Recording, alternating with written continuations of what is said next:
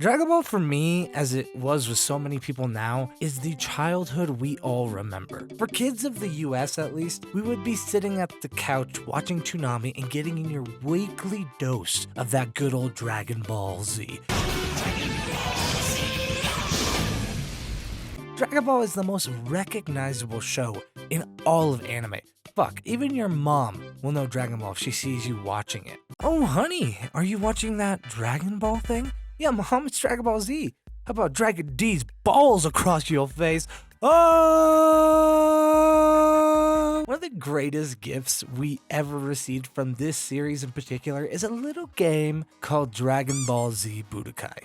And more importantly, Dragon Ball Z Budokai Tenkaichi. The Tenkaichi trilogy was a set of 3D fighting games set in the Dragon Ball universe.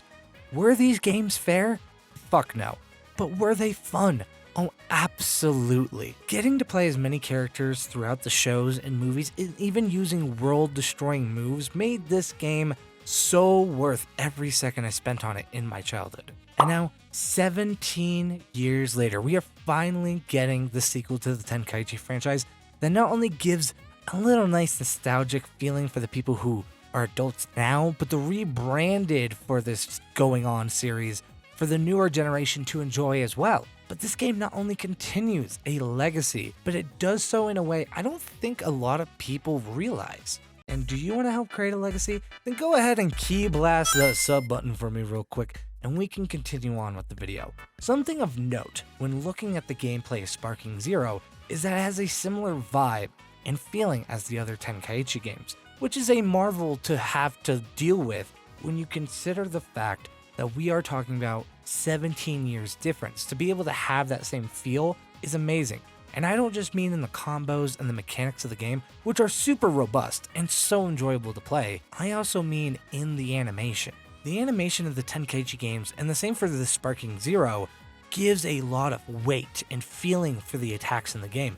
Just look at those burly men whack each other so hard. When watching Dragon Ball Z, a big piece of the action was feeling the strength and the weight of the attacks and being able to show how powerful these techniques were. I feel like since the Tenkaichi games, there was a shift in style of the fighting games that feature installments of the Dragon Ball game presented. They went for the faster, more combo-heavy style games in like Fighter Z and Xenoverse, which is great. There's plenty of games such as BlazBlue, Street Fighter, Mortal Kombat, where faster-paced fighting works better. But Tenkaichi was unmatched when it came to these exaggerated fights and fights that feel like they did in the show. Instead of being a cringy child basically shitting yourself trying to execute Super Saiyan in your backyard, the animation, sound design, and transformation into a Super Saiyan achieved in the Tenkaichi games gives you that spine-tingling sensation that just went past your own power limits and you're about to fuck shit up, and just gave you that overall feeling that you would try to replicate as a kid. Besides the feel for this game though, another thing that I love about Sparking Zero is that it took after its predecessor and giving you the biggest roster ever in DBZ game history. There are 182 characters you get to play in this game.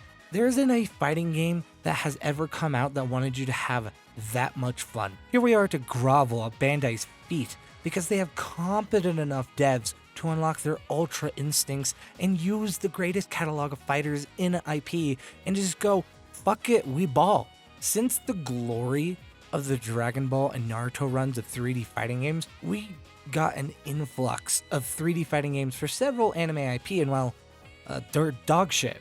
Nothing can compare to how in-depth the Tenkaichi franchise goes, not just because of such a beefy roster of characters, but they follow a golden rule that the rest of them just haven't figured out all that well. It doesn't have to be fair if the game is fun. Something that has always been amazing about this franchise is that it's not a balanced game. It didn't try to be Super Smash Bros. Or Tekken or any of those games that are trying to have some level of fair competition. They knew what they had, and the game studio also knew that people wanted their fantasy matchups, so in many cases, each character in their previous entry of Tenkaichi had power levels and dealt damage associated to where they were in the show within terms of power scaling. This made the game fun because you got a real look at how two characters would fare against one another if you actually just plop them into each other. And it also gave people a chance to like have an underdog story and absolutely cheese their way to victory. Like Hercule being the worst character in the game is poetically amazing, and also a Greek travesty when you end up getting him on a random roll and you cry because he does a pube hair of health to any other character besides himself.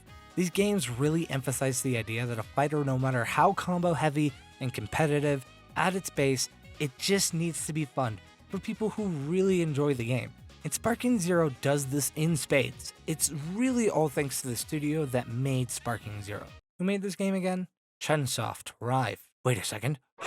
Spike? So, if you don't pay attention to the studio who makes the games you play, or simply don't care or remember, Spike was the game studio that made all the previous Tenkaichi games. They also made the Dragon Ball Racing Blast games, which is a personal favorite since that game gave us Super Saiyan 3 Vegeta and Super Saiyan 3 Broly in those particular titles. But Spike was an amazing studio that got defunct in 2012, and the reason being is because they merged with Chunsoft and went to make other fighting anime games like One Punch Man, Hero Nobody Knows, Jump Force, and One Piece Grand Cruise, and a couple of other One Piece games. Apparently, they only know how to make a good Dragon Ball game because they kept swinging and missing until they came back to Dragon Ball. But what this means is that not only is the sequel in spirit and in title a sequel to Tenkaichi, but we got the actual dev team that made all the other games in the franchise.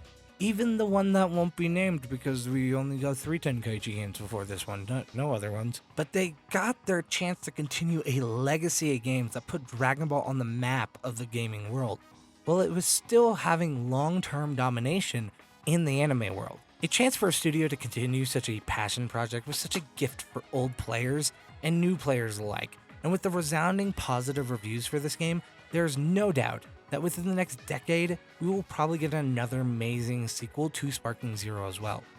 But you tell me down in the comments down below, what do you think of Sparking Zero, and does it match your expectations? If you made it this far, go ahead and click on another video right over here, and until next week, I will be seeing you.